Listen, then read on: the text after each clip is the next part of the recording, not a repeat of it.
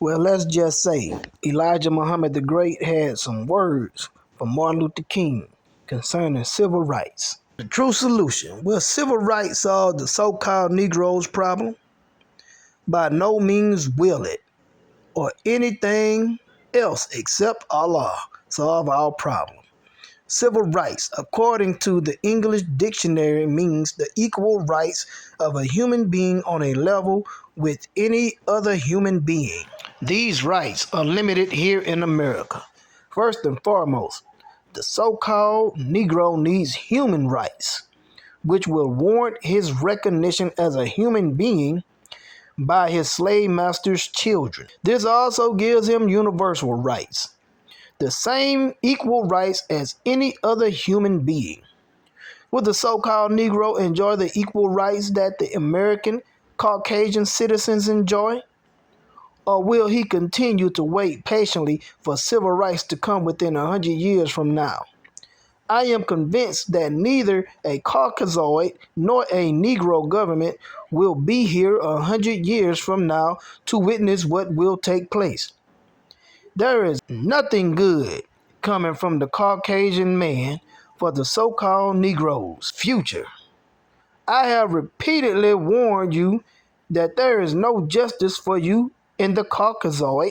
This civil rights bill was made up by Caucasian people and passed by Caucasian people. Even at this late date, there is no indication that the Caucasoid will or even desires to treat the so-called Negroes equally. It is not his nature to treat you or even his kind right. It cannot be done. Reverend Martin Luther King Jr., the 1964 Nobel Peace Prize winner, would have honored himself and his people if he had refused the medal.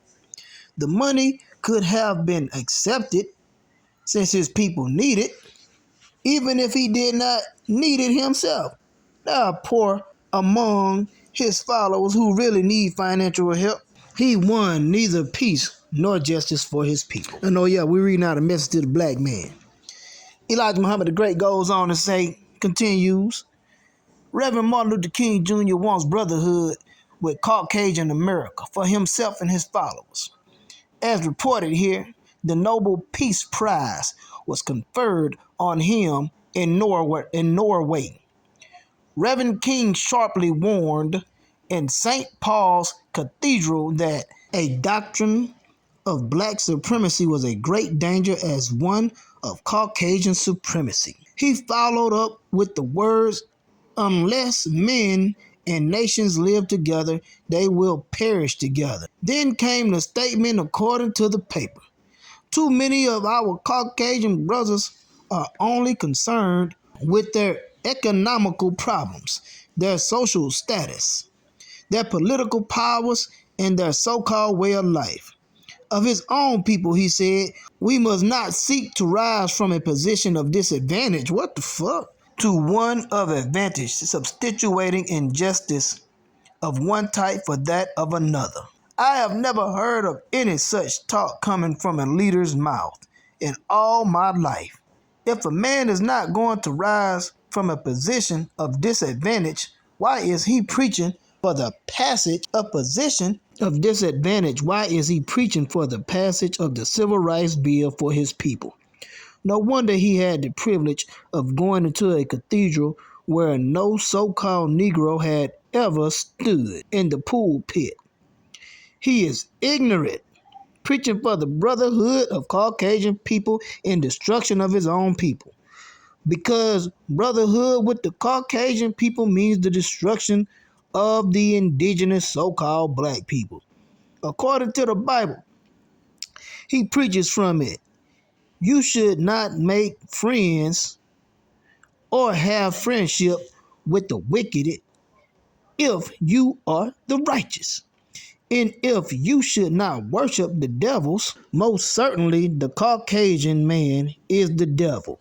His own Bible teaches him that. He said God is not interested in the freedom of Caucasoid, black, or yellow man, and in the freedom of the whole human race. Here again, the Reverend shows that he has not studied the scripture, for it surely teaches you that the world has been under the rule of Satan, the devil, for 6,000 years.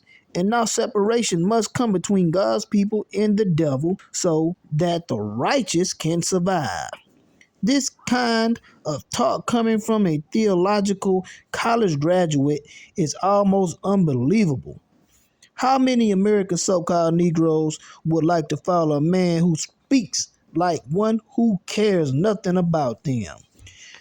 Reverend King has made it clear that he never wants the so-called black man to rule because he knows it will be just as dangerous as white supremacy. This shows that all black people should disregard anything that a man like that says. He disagreed that his people should ever rise from the level of a subjected people of slavery. I would like to ask the Reverend under whom he would like to live, since he condemns the ability of both for the supreme character of ruling the nations of the earth, as the Caucasian man has done and enjoyed for the last 4,000 years. He wants to be a brother to the Caucasian man and wants the so-called black man to be like the Caucasian man.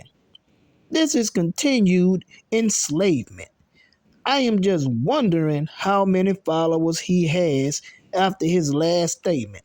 I heard the Reverend King say on television that he wanted Caucasian people to be his brothers and not his brothers-in-law.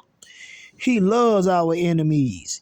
Any black person who believes in himself should not go near or even listen to this type of teaching.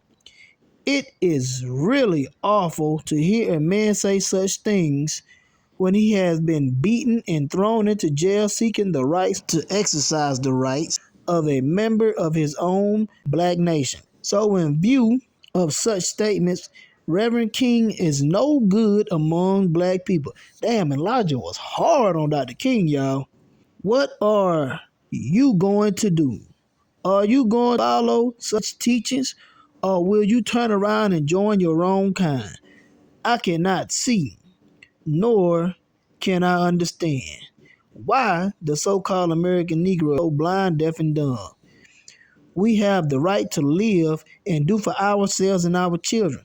We do not want any more promises, and we cannot get along in peace with the universally known enemy of the so-called black man.